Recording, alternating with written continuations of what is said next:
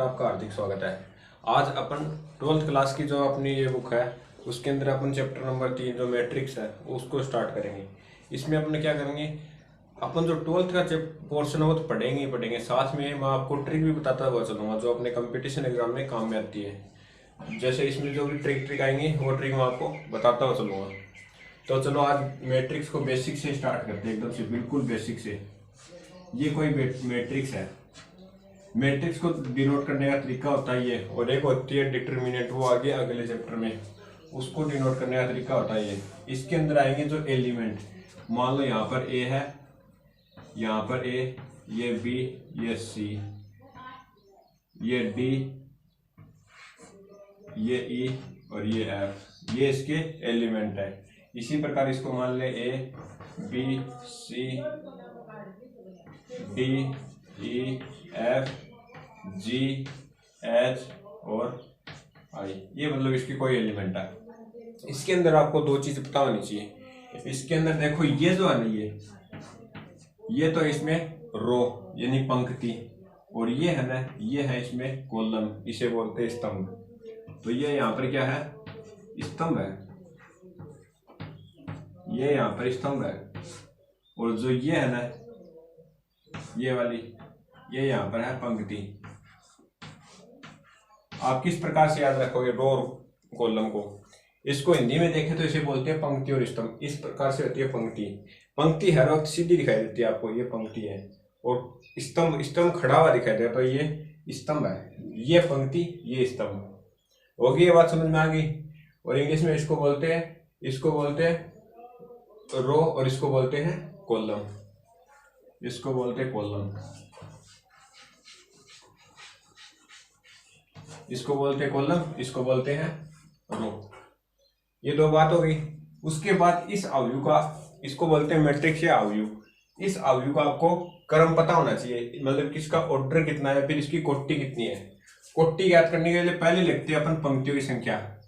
तो पंक्ति कितनी है, 2, और फिर लिखते हैं अपन स्तंभों की संख्या। इसके अंदर स्तंभ कितने हैं, 1 2 और 3 इसमें स्तंभ है। तो ये इसकी क्या हो जाएगी, ये इसकी हो जाएगी कोटि, क्या हो जाएगी इसकी कोटि।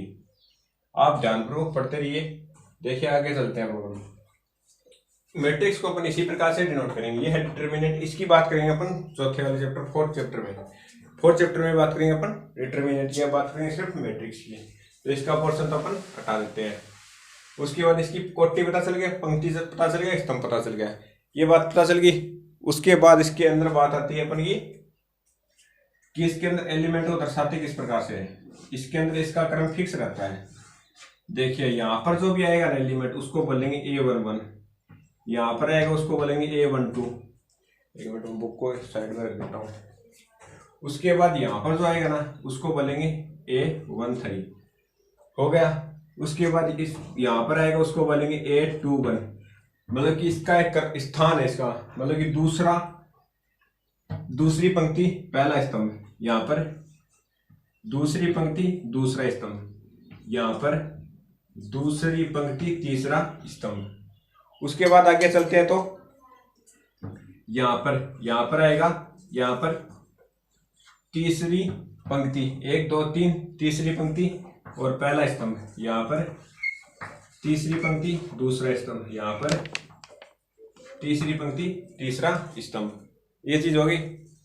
उसके बाद आपको ये क्या करेगा, इसके बारे में पूछेगा। पहला क्वेश्चन तो इसका यहाँ पर ही आ जाता है। एक क्वेश्चन तो पूछता है कि मतलब आपको कोई अवयव देगा, ये इस प्रकार से दे दिया, मतलब कि 1 2 4 6।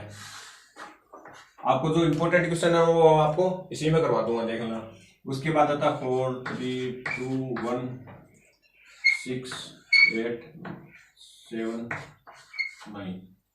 आपको पहली बात पूछेगा वो इसकी कोटि बताओ।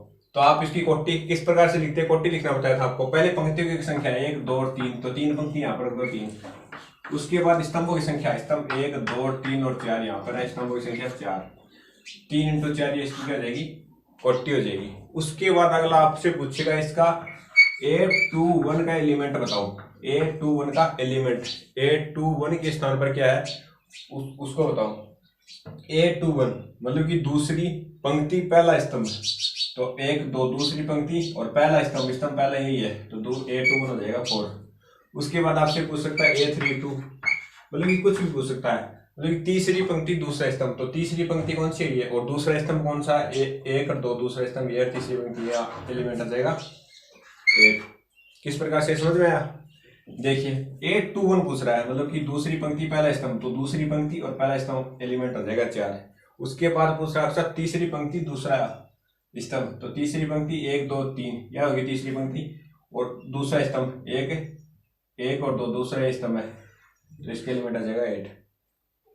आगे बात समझ में। उसके बाद ये आपको इससे और आगे चले तो एक क्वेश्चन इस प्रकार से भी बना सकता है, ये आपको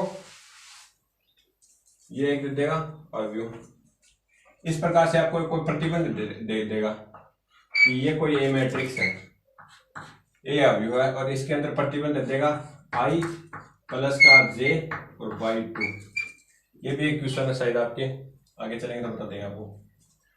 ए आई और जे के किसको डिनोट कर रहे हैं, इसको डिनोट कर रहे हैं आई और जे।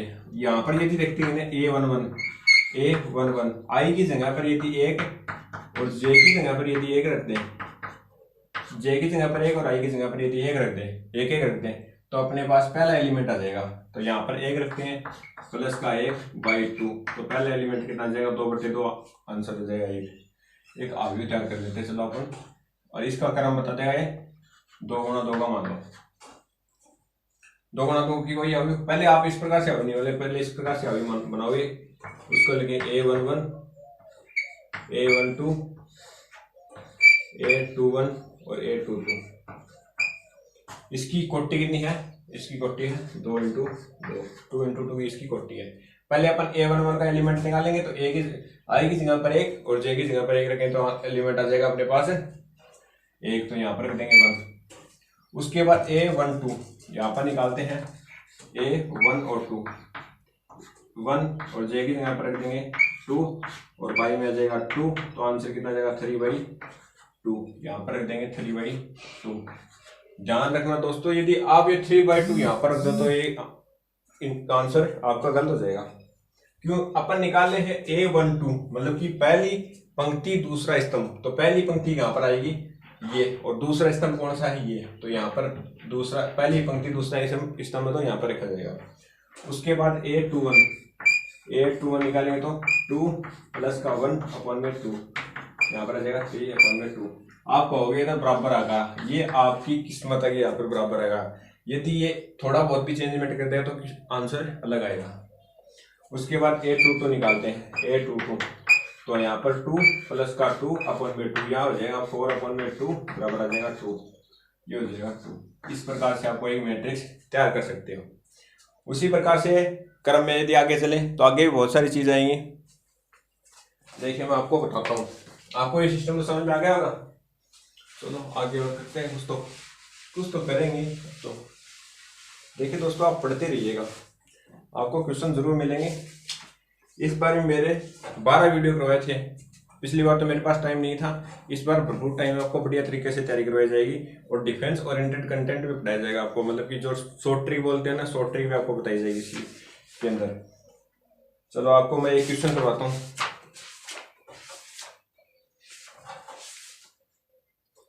क्वेश्चन है मैट्रिक्स है अपने। अब आपको मैं अवयव को मल्टीप्लाई करना और बता देता हूँ। चलो आज ही आपको अवयव को मल्टीप्लाई करना भी सिखा देते हैं। आपको क्रम देखना आ गया, अवयव का पता चल गया। उसके बाद चलो एक क्वेश्चन ही करवा देता हूँ आपको। एक क्वेश्चन मेरा करवाया वो भी है, देखिए आपको x प्लस का y की वैल्यू आपको कितनी दे रखी है, 5 2 0 9। उसके बाद x माइनस वाई की वैल्यू दे रखी है आपको 3 6 0 0 -1, ये आपको दे रखा है। इसमें पूछ रहा है आपको x और y की वैल्यू बताओ। तो अपन जानते हैं x और y की वैल्यू कैसे निकालते हैं। x और y, इसी में मैं आपको बताऊं अवयव का ऐड कैसे करते हैं। इसी में बता दूंगा कि आपको ऐड कैसे करते हैं। ये x प्लस वाई की वैल्यू दे रखी है, x माइनस वाई की वैल्यू दे रखी है। तो अपन x प्लस वाई है और x माइनस वाई है, यदि अपन इन दोनों को जोड़ देते हैं तो अपने पास y तो कट जाएगा और बचेगा कितना, x भी कितने, 2 बार।